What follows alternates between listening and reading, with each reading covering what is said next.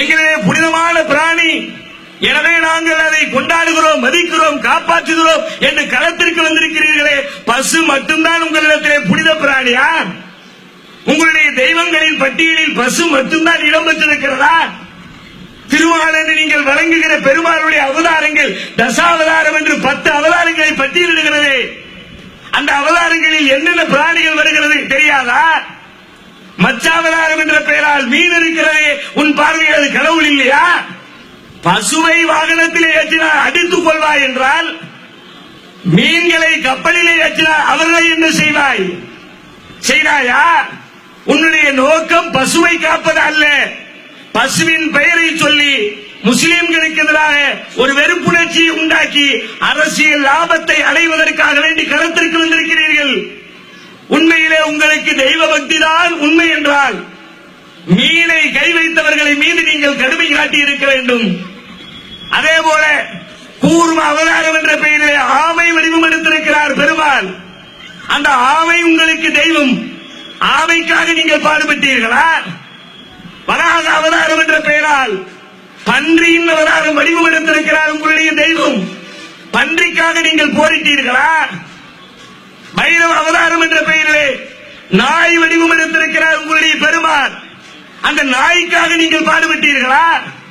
நாய்க்கு குரல் கொடுக்கவில்லை, பன்றிக்கு குரல் கொடுக்கவில்லை, ஆமைக்கு குரல் கொடுக்கவில்லை, மீனுக்கு குரல் கொடுக்கவில்லை, முருகனின் வாகனமான சேவலுக்கு குரல் கொடுக்கவில்லை, மயிலுக்கு குரல் கொடுக்கவில்லை, குரங்கிக்கு குரல் கொடுக்கவில்லை. இவையெல்லாம் அவர்களுடைய தெய்வங்களின் பட்டியல்.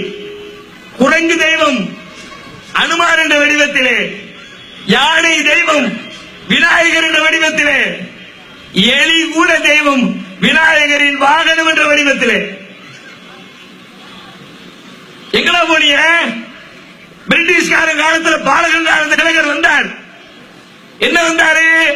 அவரை இன்றைக்கு பால புத்தகத்திலே மிகப்பெரிய சுதந்திர போராட்ட தியாகியாக சித்தரிக்கிறார்கள். என்ன செய்தார் அவர்? மும்பையிலே ஒரு மிகப்பெரிய பிளேக் நோய் ஒன்று ஏற்படுகிறது. மனிதர்கள் எல்லாம் கொத்து கொத்தாக செத்து போகிறார்கள். அதற்கு காரணத்தை கண்டுபிடித்து எலிகளை கொல்ல வேண்டும் என்று பிரிட்டிஷ் அரசு முடிவெடுக்கிறது. அப்பொழுது களத்திற்கு வருகிறார் பாலகங்காதர திலகர். வந்து என்ன சொல்கிறார்? எலி எங்களின் விநாயகரின் வாகனம், மூஞ்சூர் மேல கை வைக்காத. பிரிட்டிஷ்காரன் பார்த்தா எல்லாம் இவன் கிறுக்கு பையனா இருப்பான் போல இருக்கு, தூக்கி உள்ள போடு, ஜெயிலுக்குள்ள போட்டான். உடனே இவர் பெரிய தியாகி ஆயிட்டார். சரி, அன்றைக்கு அவர் எலியை எடுத்தாரே, நீ ஏன் எலியை விட்டாய்? மற்ற தெய்வங்களை விடு. பசுவின் மீது கொண்டிருக்கிற பக்தியாவது உண்மையா?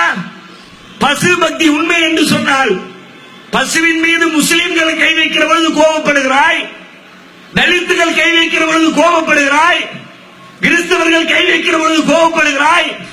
ஆனால் உங்களுடைய பாஜக பஜ்ரங் தள குண்டர்களும் கட்சிக்காரர்களும் கொத்து கொத்தாக டன் கணக்கிலே வெட்டி வெட்டி வெட்டி வெளிநாடுகளுக்கு ஏற்றுமதி செய்து கொண்டிருக்கிறார்களே மாட்டிறைச்சியை, அப்பொழுது எங்கே போறது உங்களுடைய பசு பக்தி?